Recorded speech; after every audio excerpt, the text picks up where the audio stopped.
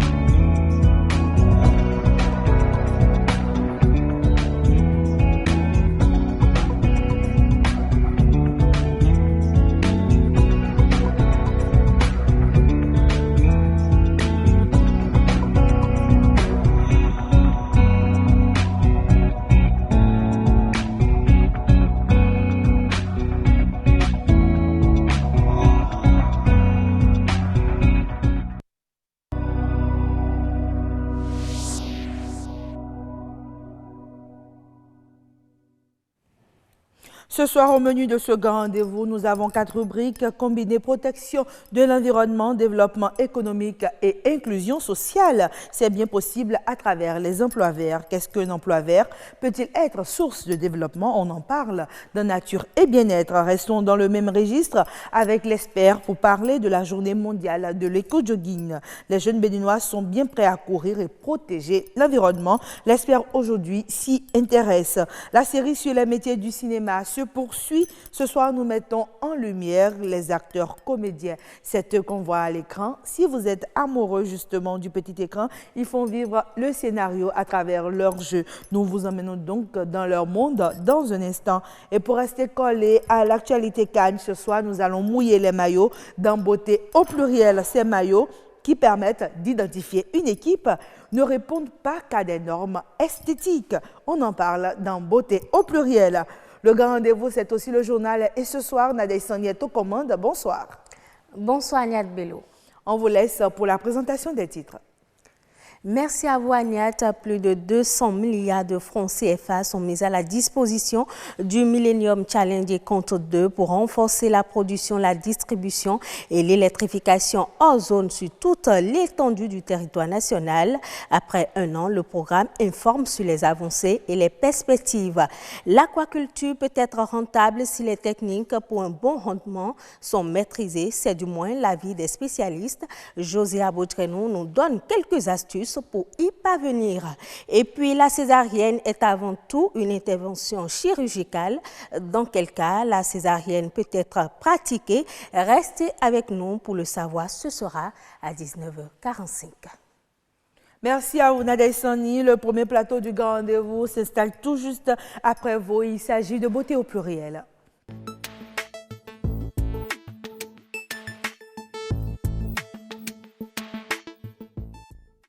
Beauté au pluriel ce soir s'intéresse au maillot de bain. La beauté identitaire d'une équipe, vous l'avez compris, Cannes oblige. Amour du sport roi oblige également. Nous démarrons ces plateaux du grand rendez-vous par la beauté au pluriel et nous vous emmenons à la découverte des maillots de football. Mais avant, on suit ce reportage de William Bassabi qui nous parle un peu des nouveaux maillots du Bénin, justement des écureuils, qui a été dévoilé il y a très peu de temps. Le 11 national à la 32e édition de la Coupe d'Afrique des Nations sera habillé par l'équipementier Umbro. Le nouveau maillot a été dévoilé ce jour à Ismaïlia, pratiquement à la veille de la messe continentale du football. Les tenues livrées sont à dominance jaune pour l'une et blanche pour l'autre. Elles sont frappées des logos de la Fédération béninoise de football et de l'équipementier, ainsi que du drapeau du Bénin à la naissance du col. On retrouve également des parements de l'épaule gauche et du bas côté droit. Le jaune est le maillot domicile et le blanc destiné aux rencontres hors du territoire national. Cette collaboration entre l'équipementier et le Bénin impose aux faussaires de se tenir à carreau, car désormais les trafiquants de tout genre sont passibles de poursuites judiciaires.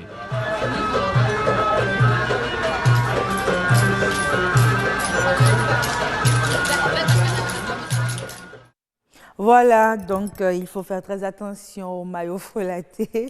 C'est pas Victor qui me dira le contraire. Victor Ekwabebe 3, vous êtes reporter sportif. Bonsoir, merci d'être avec nous sur ce plateau. Bonsoir Agnette. Avec vous, on s'intéresse au maillot de football, maillot que porte la chef desk, beauté au pluriel sur ce plateau, Fusée Serviteur. Bonsoir Agnette. Comment vous allez? Ça va bien. Il fallait me dire qu'il fallait se mettre en maillot. Ah bah, c'est pas grave, hein. Moi je me suis mise en maillot, donc c'est l'essentiel. Donc on mouille les maillots sur beauté au pluriel ce soir? Oui, tout à fait, vous avez raison. Nous parlons aujourd'hui de maillots de football et de la beauté des maillots. Alors dites-nous, monsieur Victor Ekwabebe 3, que représente le maillot pour une équipe? Le maillot pour une équipe, c'est son identité, c'est son outil de travail aussi. C'est tout un symbole qu'il y a derrière, non seulement en termes de pratique du sport, mais aussi en termes de représentativité de l'État ou du pays dont cette équipe-là est issue. Alors, lorsqu'on parle aujourd'hui de maillot de football, qu'est-ce qui doit y figurer? Alors, le maillot de football, la FIFA a clairement établi plusieurs caractéristiques. D'abord, c'est l'ensemble de l'équipement. On préfère parler d'équipement de football. Okay. Constitué du maillot, du short et des chaussettes qu'on appelle encore les bas. Et donc, il y a plusieurs caractéristiques, je disais. Le maillot déjà peut être à longue ou à courte manche. Ensuite, vous avez le logo de la fédération, vous avez le numéro du joueur, le nom du joueur. Vous avez, alors, pour les clubs, vous avez la possibilité d'avoir les sponsors dessus. Pour les sélections nationales, c'est vraiment, c'est quasiment interdit, à moins d'une prescription particulière de la FIFA. D'accord. Voilà. Et puis vous avez évidemment le logo de l'équipementier. Et il y a des espaces libres que la FIFA demande aux designers et aux équipementiers de laisser pour qu'elles puissent y mettre son logo selon le type de compétition.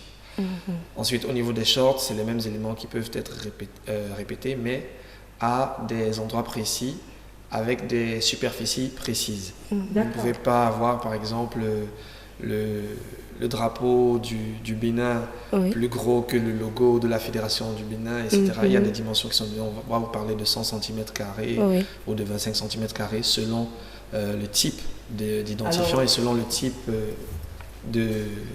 Enfin, selon que ce soit le maillot, le short, les chaussettes. Vous avez parlé des culottes là. Est-ce qu'on peut porter des pantalons? Est-ce que c'est possible? Uniquement les gardiens de but. Les gardiens, ok. Tout comme il y a les casquettes, il y a les bandages, il y a aussi les dessous. Pour les dessous, vous pouvez mettre ce que vous voulez parce que ça ne se voit pas. Mais attention parce que lorsque vous marquez un but par exemple... Que vous voulez célébrer. que vous voulez célébrer, que vous enlevez le maillot, il faut qu'il y ait un dessous en dessous. Vous m'excusez la tautologie. D'accord. Là, on a compris, mais ce qui, moi, m'intrigue, c'est que tout ça est très rigide. On a parfois l'impression que tout est ficelé au millimètre près. Quelle place ça laisse à l'esthétique? Alors, l'esthétique, c'est avec les équipementiers qui sont depuis bien longtemps dans le domaine et savent ce que la FIFA leur demande de respecter. La FIFA a un côté, elle a une commission d'éthique. Vous voyez, vous ne pouvez pas porter ce que vous voulez, même si le modernisme, comme on a l'habitude de dire, change les choses. Je vous donne un exemple tout simple. Il y a de cela quelques années, je crois que c'était en 2002, la FIFA avait refusé à la sélection camerounaise un certain type de maillot. Voilà. C'est de très beaux maillots. Ah oui. C'était des grenouillères sans manches. Parce que déjà, il n'y avait pas de manches. Et deuxièmement, ils trouvaient que c'était trop collant. Et que ça exposait les parties du corps. Or, aujourd'hui, quand on regarde les maillots, ils sont très collants. À l'époque, c'était refusé. Aujourd'hui, c'est accepté. Mais par contre, le sans manche n'est toujours pas accepté. Mais le caractère collant est de plus en plus accepté. Oui, c'est vrai, il faut dire aujourd'hui que le design a évolué. L'aérodynamisme des vêtements plus il est collé, plus il vous donne l'opportunité de vous mouvoir dans votre course. Donc plus il est ample, plus il y a de la résistance avec le vent qui rentre Je ne sais dedans. pas si je suis d'accord avec vous, hein, on a très bien vu, tous vu Roger Mila célébrer. Je Ah me rappelle oui. de cette belle image dans sa tenue noire qui flottait pratiquement, mais ça n'a pas empêché de marquer des buts d'être les autres. Tout à fait. Ce que je dis, en fait, c'est ce que dit la FIFA. C'est pas moi mon avis. Vous voyez. Vous, votre avis, c'est quoi? Vous préférez quand c'est ample ou bien quand c'est collé? Taillé sur mesure. Le juste milieu, parce que effectivement, il y a des parties du corps que je ne vais pas citer. Oui. Et quand vous les voyez sur le terrain, ça arrive. On voit, c'est souvent très révélateur. Vous allez voir que au football féminin, c'est un peu plus ample, légèrement plus ample que chez les hommes, parce que là-bas, il y a des parties encore plus visibles que chez les hommes. Et puis à l'époque de Roger Mila, il marquait des buts, mais tous ceux qui jouaient avec lui portaient le même type de maillot, donc il n'y avait pas de déséquilibre. Tout à fait. Alors, on parle aujourd'hui du nouveau maillot de nos écureuils. Il y a 2 couleurs, il y a la couleur jaune et la couleur blanche. De la régie, je veux Voilà. bien voir les maillots des écureuils affichés à l'écran. En fonction de quoi on détermine ces couleurs-là? En fonction des couleurs nationales et des emblèmes nationaux, des armoiries que le pays veut se donner. Je vous donne l'exemple de l'Italie. Le drapeau, c'est vert, blanc, rouge. L'Italie s'habille toujours en bleu, alors qu'il n'y a pas de bleu sur leur drapeau. Ils se font appeler la Squadra Azzurra, l'équipe bleue. Ah, ok. Voilà, Voilà, parce que, on a déjà une image là de Voilà. mon maillot. donc, s'agissant pour revenir au Bénin, le vert, le jaune et le rouge, le Bénin a choisi le jaune et le blanc, alors que le blanc n'est pas dans son drapeau. Oui. Mais c'est le symbole qu'on veut donner, le symbole de pureté qu'on veut donner à l'équipe, qu'on privilégie. Et le vert est la première couleur. Pourtant, le Bénin a toujours préféré le jaune, à cause de l'espoir qu'il Du message représente. d'espoir. Voilà, même dans l'hymne national et dans les armoiries. Donc, c'est ça. Eh bien, il faut dire que les supporters aujourd'hui sont prêts à débourser pour payer les maillots de leurs joueurs préférés. Oui, alors déjà parce qu'il y a la passion sportive, qu'il s'agisse des sélections ou des clubs, mais après il y a aussi le patriotisme, il ne faut pas l'oublier. Maintenant, prêt à débourser, ça dépend, parce qu'on sait qu'il y a les maillots originaux, il y a les contrefaçons. Et dans les contrefaçons, il y a encore plusieurs catégories de contrefaçons. Ah, d'accord, il y a ok. des contrefaits très bien faits. Voilà. Tellement proche du vrai qu'on n'arrive pas à faire la À différence. distinguer. C'est peut-être Mais déjà, après. je crois que c'est le lieu de rappeler que c'est interdit. C'est dorénavant interdit de porter des maillots contrefaits ici au Bénin. Cela peut vous emmener très loin, des amendes ou même la prison, donc il faut faire attention. Je comprends un peu pourquoi les gens vont vers le contrefait, peut-être parce que leur pouvoir d'achat ne leur permet. Vous êtes sûr que c'est un peut-être? C'est parce que pour c'est la parce plupart, le pouvoir d'achat ne le permet pas. Voilà, vous venez de dire la plupart, donc il y a... Une petite nuance. Ouais, il y a aussi la distance. Par exemple, pour ce qui est de la CAN 2019, les maillots ne sont disponibles qu'à Cotonou et c'est pas évident pour quelqu'un qui est plus loin. À Parakou, par exemple, Voilà, d'aller les acheter. obtenir, à moins qu'il n'ait quelqu'un qui les lui convoie. Donc voilà un peu. Et les maillots aujourd'hui coûtent approximativement combien? Alors celui du Bénin coûte 25 000 francs CFA. 25 000. Ah oui. Et beaucoup se sont plaints en disant mais maillot 25 000. On en parlait la dernière fois avec Assio, mais j'ai expliqué qu'en fait c'est parmi les moins chers même. Pour ceux qui sont habitués, ils sauront que les maillots des sélections, ça va 30, 35 jusqu'à 40 des fois. Oh, oui. Si vous voulez un maillot de la sélection anglaise, vous êtes dans 42 à 46 000 francs CFA. C'est à cause de tout ce que l'équipementier veut gagner à travers, à cause des intrants qui constituent le maillot et à cause de l'esprit qu'il y a derrière, le symbole que cela représente. On estime que c'est pas bien de vendre la représentativité d'un pays à moins que ça. D'accord. Mais dites-moi, le maillot le plus cher au monde, il coûte combien? Alors le plus cher, les sélections les plus chères, c'est les plus en vue, Brésil, France, Belgique. Et là, vous êtes autour de 46, 50 000 parfois. D'accord. Et pourtant, on nous annonce parfois que dès que les maillots sont mis en vente, Ouais, les il boutiques n'y en sont a plus. vidées. Oui, parce que déjà, il y a tellement de communication qui est faite autour, 6 mois, 1 an, 2 ans à l'avance, et les gens se préparent financièrement. C'est la même chose avec les places des stades. Si vous voulez regarder un match à Stamford Bridge, le stade de Chelsea à Londres, vous êtes à 30 000 francs. Et des gens payent ça chaque semaine. Pour pouvoir aller Et quand c'est la Ligue des Champions, ça va jusqu'à 100, 120 000. D'accord. Donc, selon les places aussi, il y a les virages, il y a les loges VIP, etc. D'accord. Maintenant, si quelqu'un a envie de reprendre un maillot qui a été porté par Stéphane Sessayon, par exemple, je dis tout Là, il faut miser gros, Agnat. Oui, Il faut miser combien? Oui. C'est-à-dire le maillot qu'il a porté lui-même pour jouer à la... Alors, deux options s'offrent à lui. La première, c'est d'être dans le stade où mon Cessignon, à la fin du match, va le lui lancer. Ah oui. Là, au moins, les choses se lui perdent du tout. En essuyant quelques gifles, peut-être. Et la deuxième, c'est d'attendre peut-être au musée de la Fédération béninoise. Bon, il n'y en a pas encore, peut-être qu'il y en aura un de ces quatre. C'est déjà le moment de le lancer. Voilà. Il faut un musée. Et à partir de ce moment, il faudra vraiment débourser cher. Parce que ce sera... On va C'est dire, une oui, cher. c'est parfois. C'est là-dedans qu'il a transpiré. Non, c'est le maillot qu'il a porté le jour où on a gagné par 4-0. Ou bien c'est le maillot qu'il a signé. Donc, ça varie. D'accord, mais il y a aussi des superstitions parfois autour des maillots. Oui, beaucoup. D'autres vous diront par exemple que quand l'équipe a 2 maillots, l'équipe gagne plus quand il porte un maillot. Oui, oui. Par exemple, je vous donne l'exemple du Cameroun. Les Camerounais n'aiment pas quand ils jouent en jaune. Ah, d'accord. Oui. La Ce qui on aime le jaune. Hein? La population, dès qu'ils portent le jaune, ils disent « Oh, c'est foutu, c'est la malchance. » On va perdre. Ils préfèrent le vert et quelquefois le rouge. Et les joueurs eux-mêmes entretiennent ces superstitions et aussi la presse, parce qu'après il y a des documentaires sur le parcours de telle équipe pendant telle Coupe du Monde. Un joueur qui vous dit à chaque fois, quand je rentre sur le terrain, je fais un bisou sur mes deux bandeaux de poignets et tout. Et après, donc, ça se répercute dans les médias et puis le public aussi commence à se dire « Ouais, il n'a pas fait bisou aujourd'hui, il ne va pas marquer. » Donc ça craint. Ça devient compliqué. D'accord, donc vous n'y croyez pas, hein, le maillot qui fait toute la différence? Non. Le maillot, je le vois comme un instrument de travail, mais les superstitions autour, non. Alors, moi, je voudrais bien vous demander, quel est le maillot le plus beau déjà? C'est vrai. On se rappelle du maillot des Nigérians. On a dit que c'était le maillot le plus beau. Quel est le plus beau selon vous déjà à l'entrée?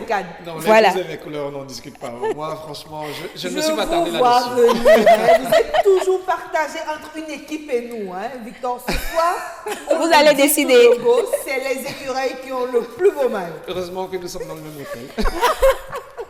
D'accord, voilà, Philippe Chaoutoni, merci de nous avoir emmenés dans ce monde des maillots. J'espère que très bientôt, moi-même, je pourrai avoir mon maillot. Je compte sur Victor, encore que je ne peux pas entrer dans la même taille que vous. Donc, vous avez intérêt à me ramener mon maillot sur ce plateau, mesdames et messieurs. Vous l'avez compris, c'était notre Instant CAN sur le grand rendez-vous. Nous passons à présent à une autre rubrique.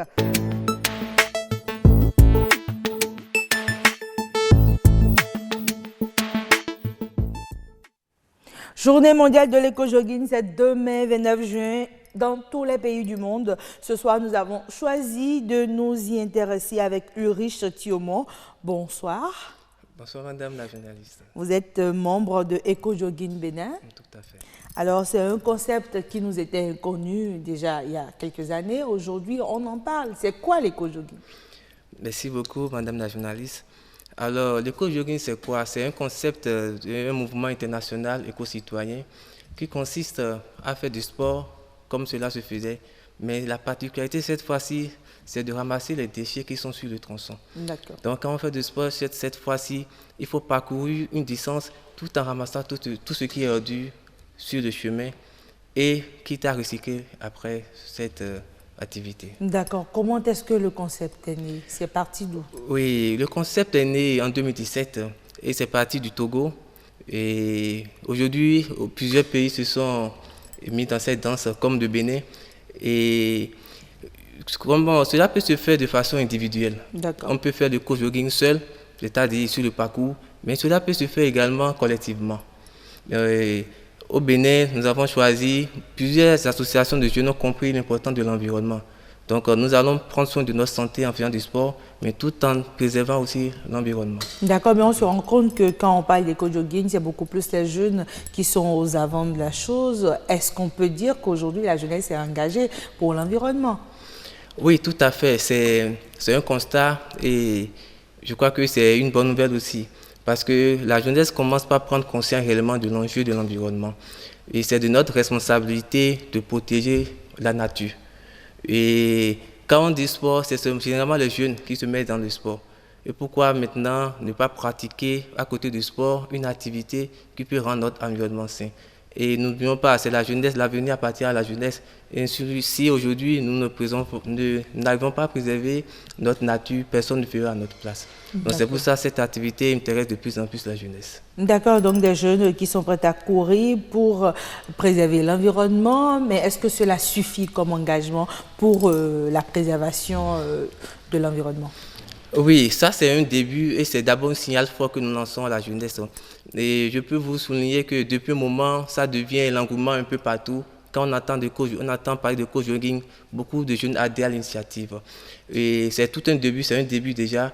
Et si nous arrivons, chacun dans son milieu de vie, arrive à prendre les déchets qui sont là, et je crois que ça va d'abord embellir l'environnement et ça nous permettra surtout d'essayer de recycler ces déchets. Après, il y a des structures qui se chargent de cela. D'accord. Donc, il y a l'aspect recyclage aussi qui est important dans l'éco-jogging. Après les butins, après les déchets, nous allons les confier à une structure spécialisée dans le domaine qui va essayer de ne plus les déverser dans la nature, mais de les recycler pour que ça soit utile. D'accord. Pour vous, le message que véhicule l'éco-jogging, c'est quoi ce message? Le message réellement pour l'éco-jogging, c'est quoi? C'est tout citoyen doit savoir que son environnement est important. De la même manière que sa santé est importante, nous allons faire du sport pour préserver notre santé, mais nous allons aussi préserver la santé nous allons préserver notre environnement. Et le message fort que nous lançons, c'est partout où nous sommes, nous devons veiller à ce que notre environnement soit propre. Que nous soyons enfants, jeunes ou personnes âgées, c'est le message fort que nous lançons à travers le co-jogging. D'accord, mais le message ne part-il pas déjà de ce jeune-là qui dépose ses ordures dès qu'il quitte sa maison, qui ne s'assure pas de mettre les ordures dans les endroits qu'il faut? Effectivement, c'est un problème qui est récurrent presque dans toutes les villes du Bénin. Et quand nous voyons au quotidien des jeunes comme nous qui déposons à chaque fois des sachets un peu partout, cela appelle à un devoir civique. Parce que si chacun se met dans la peau d'un garant de l'environnement, je crois que ce problème peut être résolu facilement. Et si dans notre milieu de vie, il y a des poubelles ou bien des lieux où on peut déposer ces ordures, les jeunes qui sont au niveau dans toutes les villes peuvent au moins savoir que l'important c'est de plus de polluer notre environnement, mais de savoir qu'il y a des structures ou bien des entreprises de collecte qui sont là. D'accord, alors on demande à tout le monde de se mettre en petit foulé, mais tout le monde n'a pas la santé pour ça. Quand vous êtes jeune et que vous ne pouvez pas courir, qu'est-ce que vous pouvez faire si vous avez envie de faire l'éco-jogging? Alors oui, tout le monde n'a pas la santé pour courir, mais le jogging ne veut pas dire de courir tellement. C'est une forme de jogging, c'est une forme de marche, petit foulé, qu'on peut faire. Mais sur le tronçon, si nous pouvons, il y a des sachets, des déchets un peu partout. Vous voyez un peu dans nos rues actuellement, il y a un peu de déchets partout. Et si l'intéressé ne peut pas courir, l'intéressé peut quand même marcher pour suivre le mouvement. C'est pour ça, depuis un moment, nous allons constater un peu partout, avec plusieurs associations se sont mises à la danse pour sensibiliser les jeunes, sensibiliser la population sur l'importance de ramasser tout ce qu'il y a sur les bordures des voies. D'accord, mais est-ce que c'est la première édition ici au Bénin d'éco-jogging? L'éco-jogging, la journée mondiale de l'éco-jogging, c'est la deuxième édition au Bénin. Pour la première édition, c'était juste un concept qui est venu du Togo. Mais pour cette année, plusieurs associations se sont mises ensemble, une vingtaine d'associations. Et ensemble, ils se sont dit, on va vulgariser cette activité au Bénin. Donc ça fait la deuxième édition qui aura même lieu demain dans tout le Bénin. Chacun peut le faire de façon individuelle que collectivement. Oui, mais on s'est rendu compte que idéalement, ce qui est prévu, c'est que quand vous le faites, vous communiquez sur les réseaux sociaux pour pouvoir inciter d'autres à faire comme vous. Donc, des jeunes qui utilisent les réseaux sociaux aussi, d'une certaine façon, pour inciter beaucoup de personnes à aller vers l'environnement. Est-ce que vous encouragez cela?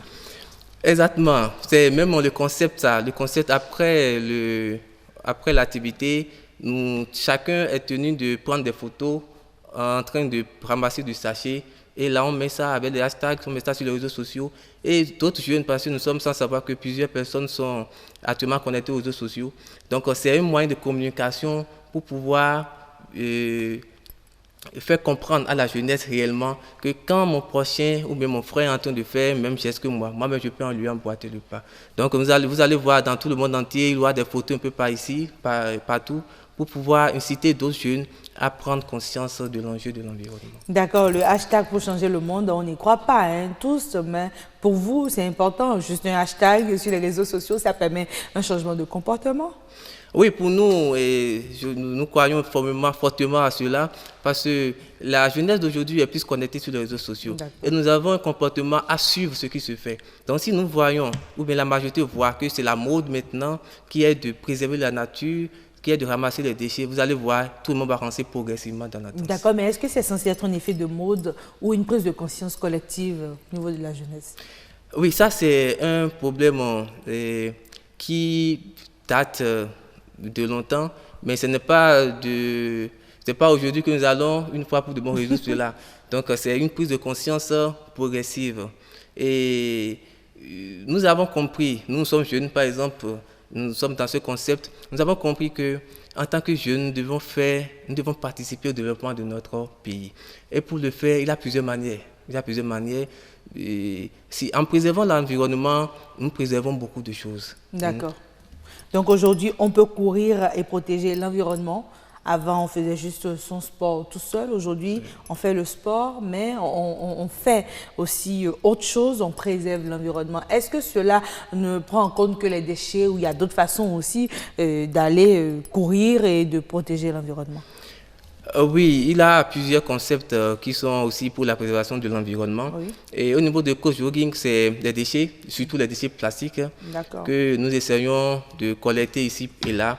Parce que vous devez savoir que dans nos rues actuellement, ce qui pollue plus, c'est les déchets plastiques. Donc le concept prend plusieurs aspects. Donc vous laissez tous les autres déchets? Non, ce n'est pas qu'on laisse les déchets. Il y a des déchets sur le tronçon qu'on ramasse, mais c'est plus particulièrement les déchets plastiques que nous essayons. Exactement.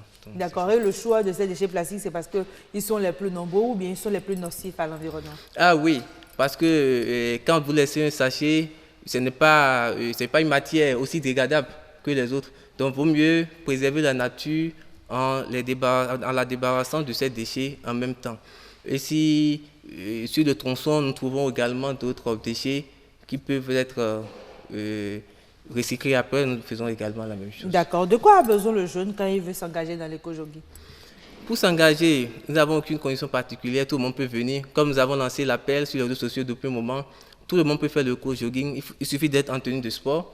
Et tenue de sport pour courir, donc il faut forcément des baskets et puis des gants, parce qu'il ne faut pas aussi se blesser ou bien tomber malade par la suite. Donc il faut des gants, il faut des baskets et généralement nous préconisons le blanc pour montrer la propreté. Le blanc, mais il va davantage se salir, non? Non, il va se salir, mais c'est pour une bonne cause. D'accord, on se salit pour une bonne cause. D'accord, j'ai compris. Donc, soyez tous en blanc le jour là. Par exemple, demain où la journée mondiale va avoir lieu.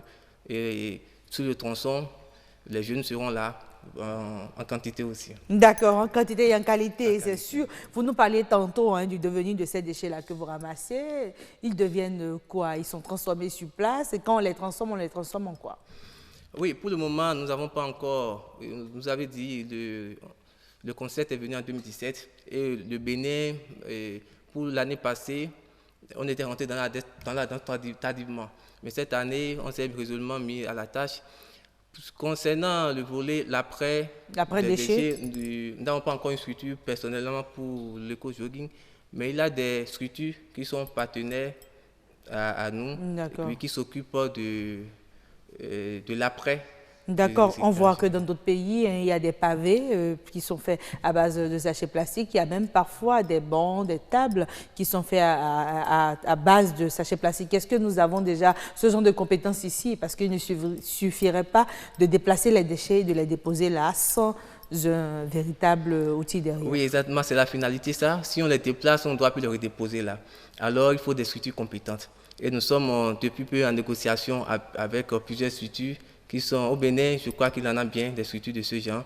Nous sommes en négociation avec eux pour voir dans quelle mesure, après cette activité, ils vont rentrer en possession de ces déchets pour en faire quelque chose de beau, comme vous avez dit tout à l'heure. D'accord, donc on s'engage tous pour l'éco-jogging. Il faut préserver l'environnement. L'environnement est ce monde-là que nous allons laisser aussi aux futures générations. Il faut d'abord donc lutter pour sa préservation. Mesdames et messieurs, c'est terminé pour le plateau d'experts. Nous allons passer à présent à notre rubrique Nature et bien-être et on parle toujours environnement.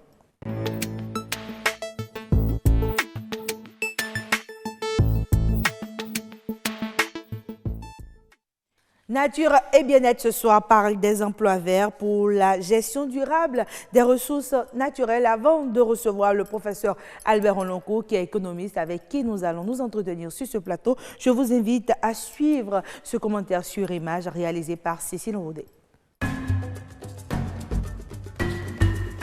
Un secteur économique en plein essor. L'entrepreneuriat vert a pour atout de contribuer à prévenir et à corriger les impacts négatifs et les dommages sur l'environnement.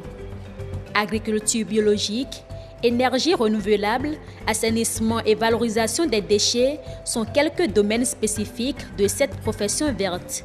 Si ailleurs, certains ont fait de la préparation et de la vente de fleurs fraîches, ainsi que des plants une profession, au Bénin, le secteur est encore très peu connu. Ces opportunités aussi. L'exception se fait seulement avec la présence de quelques fleuristes qui s'installent sur des lopins de terre dans la ville de Cotonou. Ils proposent généralement un parterre de variétés de plants et de fleurs de décoration. L'entrepreneuriat vert, compte tenu de ses avantages pour l'environnement, nécessite des actions pour la promotion et la valorisation des projets verts. Apporter un appui à ceux déjà engagés dans les activités vertes pourrait inciter les jeunes béninois à s'intéresser au domaine de l'emploi vert. L'emploi vert, on en parle sur ce plateau avec Assiom Gaba. Assiom Gaba, bonsoir. Bonsoir Agnat Onifade Bello, bonsoir chers téléspectateurs. Mesdames et messieurs, vous l'avez compris, c'était Assiom. Il est là sur ce plateau. Il pilote la rubrique Nature et bien-être. Je vous laisse représenter notre invité. Bien sûr, professeur Albert Oloncourt est avec nous ce soir. C'est vrai, on l'a reçu sur le plateau ici plusieurs fois en tant qu'économiste tout court, mais il faut préciser qu'il est spécialisé en matière d'économie de l'environnement, économie agricole, économie des institutions aussi. Bonsoir professeur. Oui, voilà. Et c'est pour cette raison d'ailleurs même que nous l'avons invité pour nous parler de l'entrepreneuriat vert, puisque ça entre également dans le secteur de l'économie de l'environnement, c'est ça? C'est ça. Alors sur Nature et bien-être ce soir, on aimerait quand même savoir, professeur, comment est-ce que vous définissez l'emploi vert ou l'entrepreneuriat vert? C'est quoi en réalité? Pour parler d'emploi vert ou d'entrepreneuriat vert, c'est de dire, nous comprenons déjà ce qu'on appelle l'emploi. Ce sont tous les emplois alors qui sont liés à la protection de l'environnement ou à son amélioration. Non seulement on sauvegarde l'environnement, mais on veut bien améliorer l'environnement.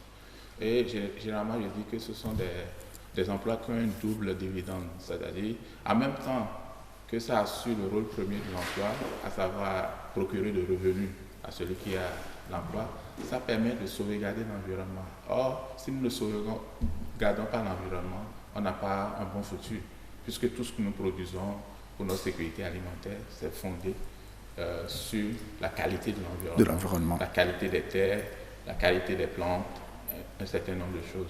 Et en même temps que nous consommons aussi, nous dégradons l'environnement. Donc, tout ce qui est lié à la gestion des déchets solides, à l'amélioration de l'environnement en plantant des arbres ou en faisant en sorte que on n'utilise pas de façon excessive l'environnement, tout ça là, ça contribue, ça regroupe ce qu'on peut appeler l'emploi vert et en même temps d'accord. De façon un peu plus simple, est-ce que vous pouvez nous donner un exemple d'emploi vert? Oui, mais l'exemple qui me vient à l'esprit, c'est tous les emplois qui sont liés à notre consommation. C'est-à-dire quand on consomme, on produit des déchets. Et ces déchets-là polluent l'environnement. À partir de ce moment, si on veut verdir notre environnement, si on veut que notre environnement soit sauvegardé, qu'il n'y ait pas des gaz ou qui vont détruire l'environnement, etc. On a oublié de gérer ces dossiers-là. Donc tout ce qui concerne la gestion des déchets ménagers, des déchets solides déjà, ce sont des emplois verts. Maintenant, tout ce qui concerne la plantation d'arbres pour embellir la ville et pour verdir la ville. Ça, là aussi, vous voulez dire ceux qui produisent par exemple les pépinières sont dans l'emploi vert? Oui, absolument, c'est la chaîne. Évidemment, si vous voulez planter, il faut nécessairement des pépinières. Donc ceux qui sont là, ils sont dans la chaîne, dans la filière d'emploi vert. Ils sont dans le recyclage des déchets aussi. Oui, oui, absolument. Mais il y en a parmi de ces entreprises-là, des entreprises qui, par exemple, produisent de l'huile à moteur, par exemple, qui se disent, qui sont aussi dans l'emploi vert. Je n'arrive pas à comprendre comment expliquer ça. Dans l'emploi vert, comme je vous ai dit, oui. Nos activités de consommation et de production entraîne la dégradation de l'environnement. Oui.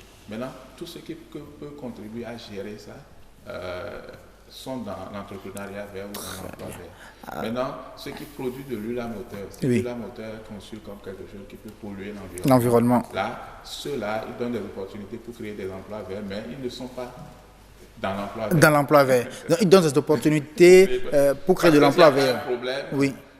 C'est pourquoi je dis souvent dans les pays en développement, quand on dit qu'il n'y a pas d'emploi, c'est grave parce qu'on a des problèmes. On a des problèmes. C'est quand on veut résoudre les problèmes qu'il y a les emplois. Qu'il y a les emplois. Donc, si on comprend tout simplement, l'emploi vert, c'est l'emploi-là qui contribue à verdir notre environnement. D'abord, protéger. Ne pas détruire l'environnement et, si possible, l'améliorer. D'accord.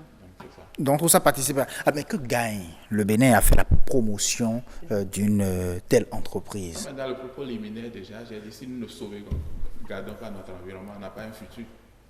Parce que si tout se dégrade, si vous prenez l'exemple du climat, par exemple, si on produit industriellement et qu'on émet excessivement du CO2, ça peut entraîner...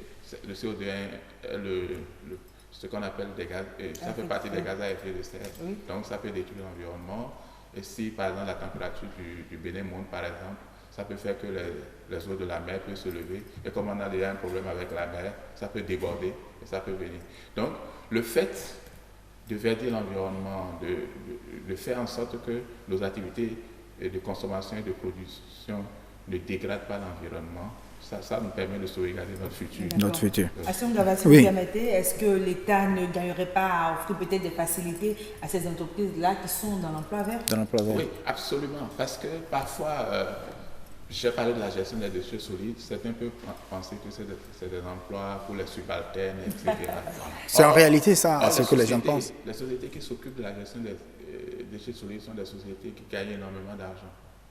Maintenant, comment? Expliquez-nous un peu. Oui, ben, livrez le secret. Oui, Cotonou est balayé tous les jours. Il y a des gens qui émettent des déchets. Parfois, si le système de collecte et de traitement n'est pas bien, il y a des gens qui jettent des déchets dans les rues. Et vous avez vu qu'à un moment donné, il y a même la criette, la cour, qui est intervenue pour dire ah non, vous ne devez pas jeter des déchets. Ça veut dire que c'est quand on consomme et on produit et qu'on émet des déchets, absolument il faut les gérer. Okay. Sinon, on sera dans un environnement invivable. On va vivre avec les déchets. Ça, c'est pas possible. C'est pas possible. Donc, à partir de ce moment, là, les emplois verts sont essentiels. Et c'est pourquoi je disais tout à l'heure que ce sont des emplois qui ont une double face bénéfique, qu'on appelle double dividende. En même temps que ça crée des revenus pour des gens qui sont dedans, il y a ça permet de sauvegarder l'environnement, ce qui est bon pour demain aussi. Donc c'est une manière à peu près de donner de la valeur donc aux déchets, de prouver que les déchets sont plus que de l'or pour nous au Bénin. Mais dans un premier temps, on ne dit pas que les déchets sont de l'or, on dit que nous consommons, nous dégradons l'environnement, donc il faut gérer ces déchets-là. Oui. Mais quand on rentre dans tout ce qu'on appelle l'économie circulaire, c'est-à-dire si on recycle les déchets, on peut encore retrouver des choses dedans. Oui. Ouais, quand vous voyez le projet Songhai, par exemple, on peut tout recycler. Même nos festes, tout ce que nous faisons nos toilettes peuvent être recyclées, on va produire du biogaz. Donc tout ça là c'est extrêmement... Oui. J'en ai vu des entreprises, j'ai vu sur la toile une entreprise qui produit de la bière avec de l'eau recyclée. Ah oui. Carrément. Je ne sais pas si ça donne envie de boire. Ça donne envie de boire. Mais vous ne saurez pas. L'eau qui vient dans votre robinet, vous savez tout le travail que la sonnette... C'est de l'eau recyclée en quelque sorte. C'est de l'eau recyclée parce que quand on prend ça du sol comme ça, ce n'est pas buvable. D'accord. Donc il faut produire une eau potable. Donc, oui, alors vous avez parlé tout à l'heure en citant les types d'entreprises qui entrent dans le cadre de l'entrepreneuriat vert. Vous avez cité les entreprises agricoles. Est-ce que toutes les entreprises agricoles sont dans l'emploi vert? Non. Ou dans l'entrepreneuriat vert? Non, pas du tout. Parce que quand vous produisez, vous faites la monoculture du coton, ou bien vous faites la monoculture du maïs, par exemple, vous êtes en train de dégrader l'environnement pour pouvoir avoir un certain nombre de choses. En monoculture? Oui. En monoculture, par exemple, si vous ne mettez pas en place des dispositifs pour pouvoir assurer... Pour garder le sol intact. C'est ça. Et, ou bien pour enrichir davantage le sol. Des pesticides, par exemple, ça peut tuer les insectes, ça peut tuer les animaux, même les hommes. Et détruire l'écosystème. Oui. Donc ça, ce n'est pas de l'emploi vert? Non, ça ne peut pas être de l'emploi vert. Ce n'est pas de l'emploi. Au contraire, vous créez des problèmes que les emplois verts vont résoudre. Vont résoudre après. Et donc, en quelque sorte, quand on a son entreprise agricole, par exemple, il faut donc des pratiques qui entrent. Et c'est là où la régulation est extrêmement importante. On dit que si vous émettez des déchets, il faut trouver des mécanismes pour les gérer. Vous savez ce qui s'était passé, par exemple, à Plakodji, c'est ça, où il y avait la société de ciment, où la zone était polluée, où le ministère de la fonction publique était là, ils avaient exigé d'être déplacés. Oui. Parce que là, maintenant, ils sont en train de polluer l'environnement, ils sont en train de dégrader l'environnement. Donc, une politique de l'État pour dire si vous dégradez, vous remettez l'environnement en l'état. En l'état, d'accord. Et à partir de ce moment, ça peut faire partie d'une politique de régulation de l'environnement. Oui, c'est une politique que d'autres pays ont déjà adoptée. Oui, absolument. Quand il n'y a pas de taxe carbone, c'est bien ça. Ah, d'accord. Ah oui, parce que quand vous polluez, il faut payer. Il faut payer. On applique le principe du pollueur-payeur. C'est appliqué déjà au Bénin? Oui, d'une manière ou d'une autre. Bon. Mais vous savez, dans les pays en développement, c'est souvent un peu compliqué. Sinon, c'est le rôle de l'ABE, de l'Agence béninoise pour l'environnement. Il y a certaines unités qui travaillent aussi au ministère du cadre de vie, c'est leur rôle. Donc ça fait parfois quand on contrôle, nous sommes déjà pauvres. Oui, mais dans pratiquement toutes les entreprises, on émet des déchets, oui, puisqu'on consomme dans ces entreprises-là. Absolument, même si vous consommez du papier, vous dégradez l'environnement, parce que le papier vient de l'arbre. Et c'est pourquoi certaines grandes banques ont des fondations qui financent l'environnement. Donc, ils financent les emplois verts. Mais justement, est-ce qu'ils sont dans l'emploi vert aussi? Vous prenez BNP Paribas, par exemple, ils ont une fondation et des gens soumettent des projets d'amélioration de l'environnement. Et puis ils financent. C'est en quelque sorte la responsabilité sociétale des entreprises qui amène. Absolument. Voilà. Ça rentre dans ce volet-là. Dans ce volet. Donc, vous voyez, donc nos banques aussi peuvent créer des emplois verts pour pouvoir résoudre les problèmes de pollution qu'elles engendrent. Donc, créer les emplois, même si vous n'êtes pas entré dans l'emploi vert, il le faut. Et est-ce que c'est exigé au Bénin? Oui, normalement, c'est exigé. Vous ne pouvez pas... parce que si on suppose que l'air pur, le sol pur, l'eau pure appartiennent aux citoyens, à partir de ce moment, ça veut dire que si vous polluez, c'est que vous êtes en train d'utiliser un bien qui n'est pas votre bien. Voilà. Il faut payer pour ça. Bon, c'est peut-être de la consultation que nous allons vous demander sur ce plateau, mais pour des entreprises qui ne le font pas, il y en a quand même qui le font. Est-ce qu'il ne faut pas regarder du côté de l'impôt, des taxes, pour diminuer, pour motiver les entreprises à ça? Je vous ai dit, une fois que nous consommons, il n'y a rien à faire. On ne peut que polluer. Donc, les gens qui disent que zéro déchet, ce n'est pas possible. Okay. Parce qu'une fois qu'on consomme, une fois qu'on produit, il y a l'ORTB. Et dès qu'on ramasse, on produit de nouveau. L'ORTB pollue, fait un certain nombre de choses. Je ne parle pas de ce que les humains émettent comme pollution, mais en utilisant du papier, en utilisant un certain nombre de choses, vous avez ce qu'on appelle une empreinte écologique. Donc, vous agissez sur l'environnement. Et à côté, si on veut que vous payiez pour ça, donc il y a des taxes qu'on devait faire. Oui, en fait. Et en mettant ces taxes, on les recycle au niveau des emplois. Je vous ai dit, parfois on plante des arbres. On les redistribue. Oui, on plante des arbres en ville, par exemple, et personne ne suit. et les animaux détruisent ça ou bien on ne donne pas de l'eau. Donc les entreprises là vont payer ces tasses-là pour qu'on puisse entretenir ces arbres-là. Oh, ok. Vraiment, merci beaucoup, professeur. Parce que c'était vraiment intéressant, je ne voulais pas me laisser. Ah oui, je ne voudrais vraiment pas vous laisser parce que c'est un sujet très intéressant. J'espère qu'on aura le temps d'élargir la question, pourquoi pas, dans les prochains jours, pourquoi pas sur un autre plateau, forum environnement, on verra tout ça. Merci beaucoup à vous. D'accord, Assome Gaba, ce que je retiens déjà, c'est que l'emploi vert est à promouvoir pour le bien de tous. Mesdames et messieurs, l'heure du journal est sacrée. Nadège Sani est déjà là, bien installée dans son studio. On la rejoint tout juste après ceci.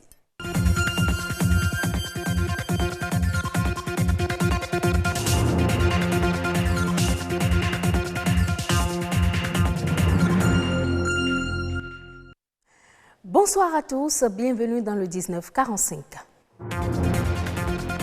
Améliorer l'accès à l'énergie des Béninois, c'est le défi à relever par le MCA. Plus de 200 milliards de francs CFA sont mis à la disposition du programme par le gouvernement américain et béninois. Après 12 mois d'activité, l'heure est au bilan.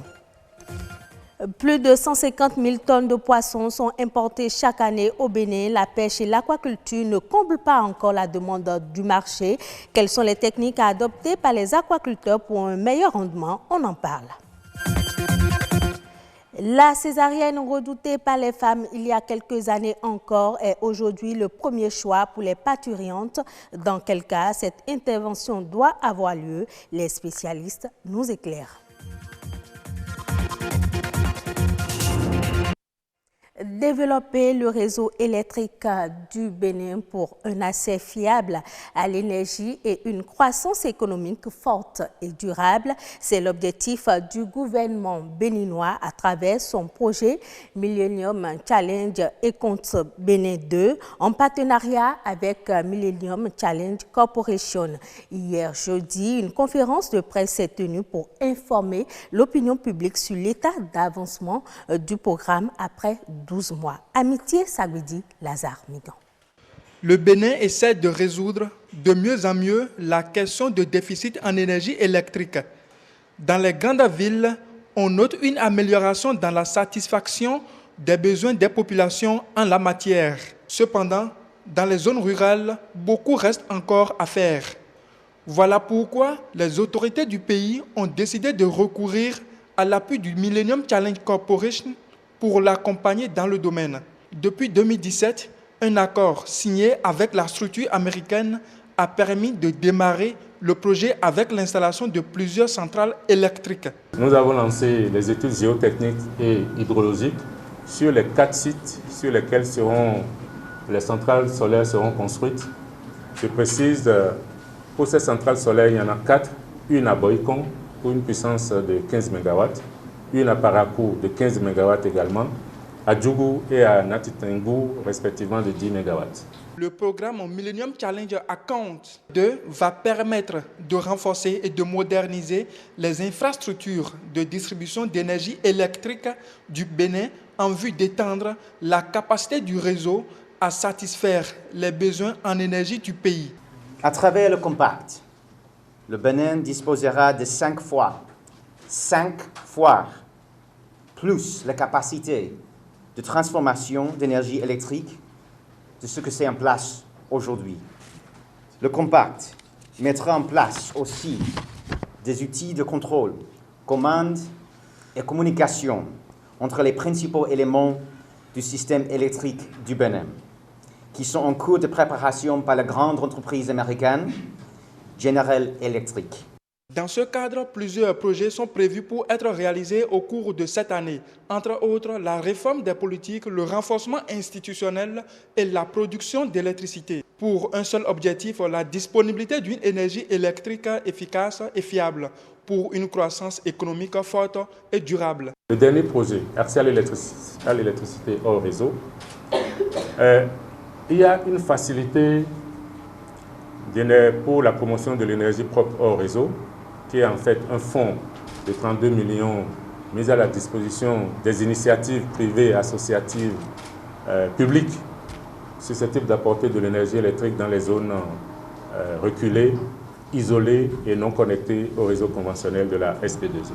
Au terme des 5 années de la mise en œuvre du programme, la capacité nationale additionnelle de production d'électricité du pays va atteindre 50 MW, ce qui va correspondre à environ 20% des besoins actuels.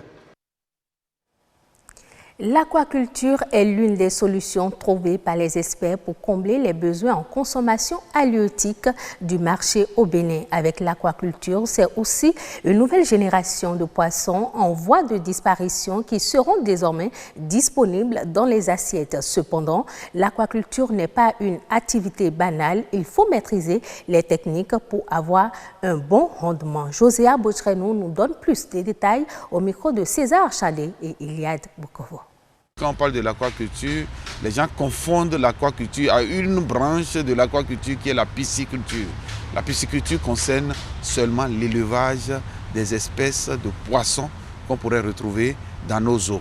Et ailleurs, on peut faire l'élevage par exemple des huîtres, c'est une autre technique. On peut faire l'élevage des algues aquatiques et même l'élevage des plantes aquatiques, c'est aussi dans l'aquaculture. Celui qui veut faire la pisciculture doit d'abord savoir quelles sont les espèces de poissons à élever, où les élever et quelles sont les conditions dans lesquelles on peut les élever.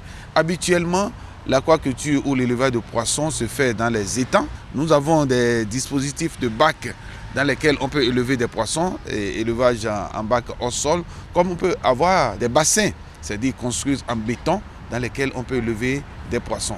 Ça, c'est l'habitat du poisson. On essaie de reproduire ça aussi bien artificiellement comme naturellement dans les plans d'eau pour faire l'élevage des poissons. Mais maintenant, après avoir créé l'habitat, il faut s'assurer de l'espèce de poisson à élever. Au Bénin, nous avons les différents types de tilapia qu'on peut élever, mais aussi nous avons les clarias. La troisième chose, après avoir connu les espèces, la présence de l'eau, c'est-à-dire l'habitat, c'est que la troisième chose, c'est l'alimentation. Qu'est-ce qu'on veut donner à manger aux poissons? Aussi, au niveau de la diversité biologique, il y a des espèces qui sont en cours de disparition. Et aujourd'hui, quand vous allez dans le monde de l'aquaculture, en ce qui concerne les poissons d'aquarium, c'est pour la plupart des espèces qui ont disparu de leur écosystème naturel à cause de la surexploitation. Et aujourd'hui, l'aquaculture reste la seule solution pour faire revivre encore ces espèces. Ça veut dire que ça permet de renforcer la diversité biologique dans nos pays. C'est une intervention chirurgicale visant à extraire un enfant de l'utérus maternel par incision de la paroi abdominale et utérine. La césarienne est souvent pratiquée lorsque l'accouchement par voie basse n'est pas possible ou qu'il risque de mettre en danger la santé de la mère et de l'enfant. Mais qu'elle soit programmée ou imprévue, la césarienne est un acte chirurgical maîtrisé, décidé afin d'éviter à la mère et au bébé un accouchement difficile. Pourquoi est-elle pratiquée? Heureuse d'annoncer pour les précisions. On ne vous poussera jamais parce que vous avez fait une césarienne de trop, mais on vous poussera toujours parce que vous n'avez pas pris la décision à temps. Lorsque l'accouchement par voie dite naturelle est risqué pour la vie de la mère et celle du bébé à naître, la césarienne est aussitôt proposée par l'obstétricien. La césarienne, c'est une intervention chirurgicale par extraction, c'est-à-dire on enlève le fœtus par voie abdominale, après une incision de la paroi abdominale, c'est pourquoi on parle de la parotomie, puis incision de l'utérus, on parle d'hystérotomie. Donc la césarienne, c'est l'extraction du fœtus après incision de la paroi et de l'utérus et on fait sortir ce bébé. Et ce n'est pas une décision qui se prend sur un coup de tête. La césarienne est indiquée dans plusieurs cas, mais on va en citer 3. Il y a les césariennes programmées, les césariennes d'urgence et les césariennes de convenance. La césarienne est indispensable, mais c'est codifié. Il y a des indications. Donc, si vous respectez les indications, le problème ne se pose pas. Parce qu'il y a des femmes, elles vont accoucher par voie. Il y a des femmes qui accouchent par voie naturelle plusieurs fois. Et une fois, elles accouchent par opération césarienne parce que l'indication est bien. Selon l'annuaire des statistiques de 2012, sur 385 873 naissances attendues au Bénin, 24 554 sont des césariennes. Un chiffre qui évolue notamment avec la mise en œuvre de la gratuité de la césarienne. Pour preuve, selon le journal de la Société de biologie clinique du Bénin, à l'hôpital de Sourouléré, la fréquence de la césarienne avant la gratuité était de 6% et en juillet 2010, de 37,02% après la gratuité. La césarienne serait aujourd'hui le premier choix que font la plupart des jeunes femmes enceintes, selon Dame Cyprien Lucie, aide aux parturientes depuis une vingtaine d'années. Il y a des gens qui ne veulent pas trop se gêner et préfèrent la césarienne. C'est ça. C'est à cause de ça qu'elles décident la césarienne. Les filles m'ont dit, bon, mais bien préféré la césarienne, mon agbodje. Ils sont en souffrance d'un quoi. Il vaut mieux la voir basse, c'est bon. Parce qu'après la césarienne, il y a des gens qui n'ont pas de chance et peut-être par là, ils vont finir d'un quoi. Donc il vaut mieux que ils souffrent beaucoup de vie, mais ton L'accouchement par césarienne, une décision prise par le corps médical, mais également par la femme enceinte pour plusieurs raisons. Grâce aux avancées dans le domaine médical, elle paraît aujourd'hui plus sûre pour la vie de la mère et celle du bébé, mais n'est toujours pas sans risque. Hors du Bénin, le Nigeria veut augmenter sa taxe sur valeur ajoutée TVA de 5 à 7,5%. D'après l'autorité en charge des finances, la nouvelle mesure devrait intervenir d'ici 2020. Elle fait partie d'une stratégie plus globale qui vise à augmenter les revenus de l'État fédéral nigérien. Notre objectif est d'augmenter nos revenus jusqu'à un minimum de 65% en 2019, de sorte qu'au cours des 3 prochaines années, nous soyons en mesure d'atteindre 80 à 85% de notre objectif de revenus, a déclaré le responsable. Le pays n'exclut pas l'idée d'émettre de nouvelles obligations pour mobiliser plus de financement. Le Fonds international de développement agricole a désormais un bureau régional pour l'Afrique de l'Ouest. Les locaux se trouvent à Dakar. Ce siège sera un hub pour les activités du FIDA dans la sous-région ouest africaine. Le reportage de notre consoeur Oumi Ndour de la RTS. Avec ce bureau régional, le Fonds international de développement agricole, qui a son siège à Rome, poursuit sa politique de rapprochement avec une frange importante de ses bénéficiaires, les producteurs agricoles de l'Afrique de l'Ouest. On a observé depuis une dizaine d'années à travers différents pilotes qu'il était bien meilleur d'être sur le terrain, près des gouvernements, près des bénéficiaires, les petits agriculteurs. C'est la première chose. La deuxième chose, c'est que nous croyons beaucoup que maintenant les pôles de décision sont locaux. Créé en 1977, le Fonds international de développement agricole est une agence spécialisée des Nations Unies. Il appuie le développement agricole dans les pays en transition et en développement en finançant notamment les agriculteurs. Dans la zone ouest africaine toutefois, ces derniers participent désormais à l'effort de financement en ayant leurs propres initiatives. On a amené un premier financement de 5 millions de dollars. On a négocié avec l'Union européenne pour les mettre à notre service, mais via le FIDA. Après, on a amené 15 millions de dollars et maintenant, on est en train de négocier 40 millions. Donc, cela veut dire que nous avons répondu à cet esprit de partenariat. C'est Samba Ndiobenka, le ministre de l'Élevage et des Productions Animales, qui a présidé l'inauguration du siège. Il annonce la poursuite des projets entre le FIDA et l'État du Sénégal. Il y a le PAFA qui a pris fin et le PAFA Extension. Et très prochainement aussi, il y a le PADAIR qui va très prochainement démarrer. Au-delà de ça aussi, il faut noter un projet important dans le cadre de la création d'emplois. C'est le projet AgriJeunes qui va participer un peu à l'employabilité, mais aussi à la création d'emplois durables et bénéfiques pour toute la jeunesse sénégalaise. Ce bureau Afrique de l'Ouest du FIDA couvre 7 pays, Cap-Vert, Gambie, Guinée, Guinée-Bissau, Mali, Mauritanie et le Sénégal. Son ambition est de constituer un véritable hub pour le développement agricole de cette région. Ce sera tout pour cette édition. Merci de l'avoir suivi.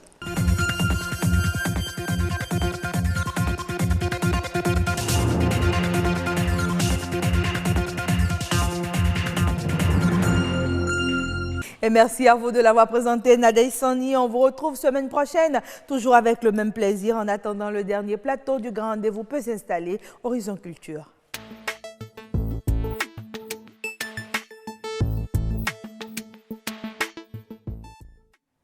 Horizon Culture, ce soir, nous revient avec un autre métier inhérent au cinéma. Il s'agit du métier d'acteur-comédien. On en parle dans un instant, mais avant, je vous invite à suivre cet extrait de Kismat Bagheri. Elle est actrice et elle est au micro de Jennifer Sativi. À la base, il faut avoir, oui, comme on le dit, un don. Mais ce don, il faut le polir. C'est comme la pierre. Quand elle est brute, oui, c'est vrai qu'on peut l'utiliser, mais il faut la tailler. Et c'est comme ça, c'est pareil pour le métier d'acteur. Ça s'apprend. Ça s'apprend. Il y a des techniques de jeu d'acteur. Donc, du coup, il faut aller se perfectionner. On peut avoir le talent tel qu'il est tout brut, on peut avoir des aptitudes à incarner des personnages naturellement, mais au-delà de ça, il faut se perfectionner afin d'être meilleur. La plupart du temps, c'est les acteurs qu'on connaît, c'est eux qui deviennent les superstars, c'est eux qui sont connus, qui sont sous les feux des projecteurs, et c'est à eux qu'on s'attache. Parce qu'on regarde un film, voilà, l'acteur il a tellement bien joué, on le connaît de nulle part, mais on l'aime juste parce qu'il joue tellement bien, il nous fait ressentir des émotions, on a l'impression qu'il parle de nous, que c'est la même histoire qu'on vit. Justement, c'est ça la beauté de ce métier-là, de donner la chair de poule aux gens. Et je pense que oui, c'est très très important. Je pense que le métier d'acteur occupe une place hyper méga importante dans la chaîne de production. J'ai été marquée, c'est vrai, par un film dans lequel je jouais. C'est un film réalisé par Maxime Tchenkoum, c'est un réalisateur togolais, sur le rôle, justement, le personnage que je devais incarner. Ça a été l'un des films où il y a eu vraiment un travail de fond, un travail psychologique où le réalisateur, franchement, m'a montré une autre facette de moi.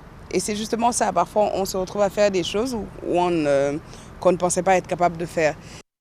Alors on peut donc dire que le métier d'acteur vous amène à vous découvrir aussi, hein? C'est cela, Agnès. C'est vrai que je ne suis pas vraiment acteur, mais si on doit s'en tenir au propos de Kismat Baghiri, actrice, c'est cela. D'accord, ce soir on reçoit une autre actrice sur ce plateau, Blanche Viro, bonsoir. Bonsoir madame. Merci d'être avec nous. Merci à vous aussi. Ça vous fait combien d'années de métier d'acteur? Près de 10 ans. Hein. 10 ans, c'est pas mal en termes de compétences. Hein. Merci d'être avec nous sur ce plateau. Donc avec vous, on plonge dans le jeu d'acteur. C'est cela. On parlait des métiers d'acteur, la série, donc on va clôturer aujourd'hui et on finit avec l'acteur qui est souvent au devant de la scène et tout ça. Donc, à part ce qu'on voit, il y a tout un travail derrière, n'est-ce pas, Madame Viro? Vraiment. Donc, ce qu'on voit à l'écran, l'acteur jouer, tout, comment il se prépare déjà avant d'entrer dans la scène, avant de commencer à travailler sur la production? Bon, un acteur, pour jouer dans un film, il faut se préparer en conséquence. Déjà, il y a la sélection, parce que c'est le réalisateur en fait qui choisit l'acteur ou l'actrice qui doit jouer dans son film quand le scénario est déjà préparé. Et quand on te choisit en tant qu'acteur, tu dois participer à des répétitions. On doit te préparer. Tu dois pouvoir incarner le personnage pour pouvoir donner le meilleur de toi au moment du tournage. Est-ce que c'est un travail qui se fait à chaque fois, à chaque tournage, ou est-ce qu'on tient compte de la personnalité, des humeurs de chacun pour les sélectionner aussi en fonction du rôle? Oui. Le réalisateur qui veut choisir un acteur ou une actrice doit connaître de quoi est capable cet acteur. Est-ce que si on lui donne ce rôle, il pourra vraiment incarner ce personnage et donner ce qu'on veut dans ce film? C'est ce qui explique le casting? C'est ça. C'est ça qui explique le casting, la sélection des acteurs et des comédiens qui doivent jouer dans le film. D'accord. Vous-même, souvent, vous jouez quel rôle en tant qu'acteur? Bon, souvent, on me donne souvent des rôles de mère, des rôles de grand-mère, de tante, de directrice de société, et d'une femme malheureuse, d'une femme au foyer qui souffre, d'une femme au foyer qui est heureuse avec ses enfants. En tant qu'actrice, tu es là pour tout rôle, hein, en fait. Vous vous retrouvez plus dans ce schéma? Voilà, souvent. Oui, mais dites-nous un peu, hein, je crois que ça c'est un acteur célèbre qui l'a dit, j'ai oublié son nom, il dit que parfois l'acteur est obligé de jouer un rôle qui ne lui correspond absolument pas. Oui. Est-ce qu'il vous arrive parfois de ne pas vous retrouver à travers les écrits, le scénario, de ne pas vous retrouver dans ce qu'on vous demande de faire? Oui, ça arrive souvent. Mais une fois que le réalisateur t'a choisi, tu as le devoir de pouvoir donner le meilleur. Dans le rôle. Dans le rôle, de faire tout. Tu fais tout pour pouvoir donner le meilleur de toi. Quelles sont vos astuces pour entrer dans ce personnage-là? D'abord, une fois que je suis actrice, c'est parce que je suis passionnée par le métier. J'aime ce métier et je me donne entièrement pour pouvoir donner le meilleur de moi-même. C'est-à-dire que quand le réalisateur, n'importe quel réalisateur qui te sélectionne plutôt, c'est déjà une considération. Oui. Et quand on te présente le scénario, tu as le devoir de lire, de relire. D'accord. Et de pouvoir te mettre dans ce personnage, de pouvoir incarner ce rôle et donner ce qu'il faut afin que les téléspectateurs puissent apprécier ce film. D'accord, mais est-ce qu'il vous arrive de refuser des rôles? Oui, je ne peux pas dire non. Si je dis non, il y a des gens qui sont derrière là, qui me voient déjà. Il arrive que je refuse parce que je suis une femme au foyer. Il y a des rôles que je refuse. Les rôles de nudité, les rôles où on doit s'embrasser, je ne peux pas. Je ne peux pas. Parce que la coutume africaine, en tout cas, selon moi, je ne peux pas le faire. Donc vous avez des limites? Oui, j'ai des limites. Oui, j'ai des limites. Et c'est le cas de beaucoup d'actrices ici? Oui, il y en a plein. Pas toutes les femmes, surtout les femmes, parce que les hommes, eux, ils ont la liberté de prendre n'importe quel rôle. C'est-à-dire, chez les hommes, il n'y a pas de limite. D'accord. Parce qu'il n'y a pas de compte rendu à faire à quelqu'un. Pas toujours. Oui. L'homme est plus libre que la femme. Mais la femme a des contraintes, surtout quand elle est au foyer. Ok, quelles sont les aptitudes que doit avoir une bonne actrice? Une bonne actrice, elle doit être une personne dévouée, prête à travailler à tout temps avec son réalisateur, à lire son scénario de temps en temps, à s'imprégner en fait de ce qu'on lui a remis comme scénario, afin de mieux... Et certains parlent de la formation, de la professionnalisation. Est-ce qu'il faut forcément se faire former? Dans mon cas, à moi je suis entrée au cinéma parce qu'il fut un moment de ma vie où j'étais tout le temps stressée. J'étais tout le temps stressée, c'est-à-dire j'avais des soucis. Et à un moment donné, j'ai choisi d'entrer dans le métier pour pouvoir m'épanouir, pour pouvoir être entourée d'un monde au lieu d'être tout le temps casée dans ma chambre à regarder les voilà. Donc ça me passionnait. Je retrouvais ma joie de vivre.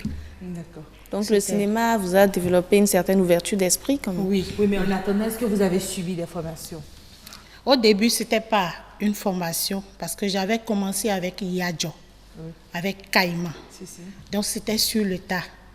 C'était des amateurs, excusez-moi. Donc c'était avec eux que j'ai commencé. Et après, j'ai commencé par travailler avec les étudiants de ISMA. Et à ISMA, on m'a fait une formation en Atora que j'ai suivie et j'ai pris mon attestation. Est-ce que vous avez senti? Oui, ça m'a beaucoup aidé. Ça a fait qu'aujourd'hui, quand je prends les rôles, c'est vrai, on a souvent le trac, mais on fait l'effort quand même de s'y mettre et de donner ce qu'il faut au moment opportun. Donc il y a des règles à respecter, c'est ça? Des codes aussi, des règles? Oui. Bon, en tant qu'actrice, quand tu es sur un plateau, tu dois respecter le réalisateur, l'assistant réalisateur, le cadreur. C'est-à-dire, tu n'as rien à dire en fait, c'est des ordres que tu reçois. Et c'est ce qu'on te dit que tu fais. On te dit de sourire à la demande, de pleurer à la demande. Et c'est automatique. Mais comment tu fais pour gérer toutes ces émotions-là? Pleurer, sourire. Parce que parfois, on peut vous demander de pleurer au moment où vous êtes joyeuse, on peut vous demander de rire au moment où tout en vous est triste. Est-ce qu'il y a forcément des astuces? Bon, moi, je suis prête à tout. Effectivement, moi, en tant qu'actrice, à tout moment, si tu me demandes de pleurer tout de suite, je peux pleurer sur le plateau. Et si on vous demandait de pleurer? Je vais le faire. D'accord. Oui, on peut vous voir pleurer déjà en direct. Moi, je me dis, parfois, est-ce que vous n'êtes pas obligé de faire rappel à un souvenir malheureux qui vous attriste? Et quand vous pensez à ça, vous pouvez pleurer. Ou comme ça, tout juste en un clin d'œil, vous vous mettez à pleurer.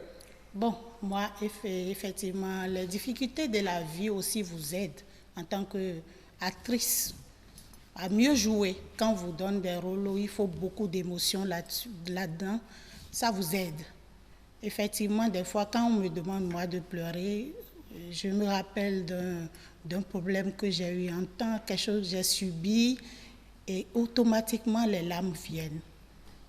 Ça vient et tu donnes. Et ça te permet, des fois même, on donne au-delà même, parce que tu te mets dans le personnage. Dans une autre peau. Voilà. Tu te mets dans le personnage et automatiquement, ça s'emballe. Et tu dépasses même les limites des fois. D'accord. De telle manière que le réalisateur même est émotionné, est dépassé des fois sur le plateau. D'accord. Depuis que vous pratiquez ce métier, si je peux dire, est-ce qu'il y a quelque chose que ça a changé en vous personnellement? Oui. Quoi par exemple? Ça fait que je suis devenue une femme joyeuse. Ah, d'accord. Mais le rôle que vous avez le plus aimé, c'est quel rôle? Rôle de mère. Le rôle de mère. Oui. Parce que c'est un rôle que vous jouez au quotidien. Oui. D'accord. Mais on dit souvent que les acteurs, parfois, ils ont du mal aussi dans la vie à être vrais. Parce qu'ils ont tellement appris dans leur métier à être dans un rôle qu'ils ont parfois du mal à se retrouver eux-mêmes, à retrouver leur personnalité propre. Non, ce n'est pas mon cas. D'accord. Et comment vous gérez, par exemple, c'est, si je peux appeler crise d'acteur, où on vous voit en tant que peut-être méchante femme, et est-ce que les spectateurs, les téléspectateurs ne vous accueillent pas de cette façon, ne vous prennent pas comme ça? Est-ce que, voilà, ce genre de cas vous est-il déjà arrivé ou est-ce que ça arrive fréquemment aux actrices? Non, je n'ai pas vécu ce cas. C'est vrai qu'un temps, on a passé un film à la télévision. Souvent, on passe mes films à l'ORTB. Et la fois passée, il y a eu le film Coutonne, qui est passé sur A+, et que beaucoup de personnes ont eu à voir ça. Et quand j'arrive dans le marché de Tokwa, par exemple, où des fois tu es sur dans un feu, quelqu'un te voit et dit la dame là, c'est pas la dame qui a joué dans tel jour, c'est pas la dame là, regardez, c'est elle qui a fait ci, non, bon. Mais moi, je fais comme si je n'ai rien entendu et je continue. Et ça vous contraint peut-être à avoir une certaine conduite dans la société, peut-être? Oui, oui. Parce que du coup, quand tu es... C'est comme si tu es un petit ministre, un petit député ou quelqu'un de grand, de telle manière que tu te respectes, tu te donnes une image, il y a des choses que tu ne peux plus faire comme avant. Et par rapport même à tes enfants aussi, il y a des comportements que tu commences pas à adopter parce qu'il faut être responsable et montrer à ces enfants aussi que tu fais un métier, mais ce métier aussi a des règles. D'accord. Okay. Oui, il nous reste un peu de temps. Je ne sais pas si Yasmine peut nous donner 30 secondes. On parle souvent de frivolité quand on pense à l'actrice. Et pourtant, ce n'est pas vraiment le cas. Comment est-ce que vous arrivez à vous départir de cette étiquette? Bon, depuis que moi j'ai commencé le cinéma, je n'ai pas eu ce souci. Parce qu'il y a une chose en tant que femme, ça dépend de l'image que tu présentes. Quand tu rentres dans un milieu, l'image que tu donnes, on dit souvent la première impression que vous donnez, c'est ça qui reste. Quand déjà vous entrez dans un milieu et vous donnez cette image où on doit vous respecter. On doit vous respecter. On sait que ça c'est madame. Ça c'est une dame qui n'aime pas qu'on lui dise telle chose ou telle chose. On ne peut pas vous présenter certaines choses. Ça dépend de votre comportement. Maintenant, si vous montrez à tous les hommes sont libres, hein, ils sont libres d'exprimer tout ce qu'ils veulent, que tu sois marié ou pas. Maintenant, c'est à toi de savoir où poser les pas et qu'est-ce qui sort de ta bouche quand tu discutes avec les gens. D'accord, je n'ai plus envie de vous laisser partir, hein, et pourtant il le faut. Jennifer Sachevi, c'est terminé. Oui, merci Agnat, c'est fini pour aujourd'hui. Merci à notre invitée.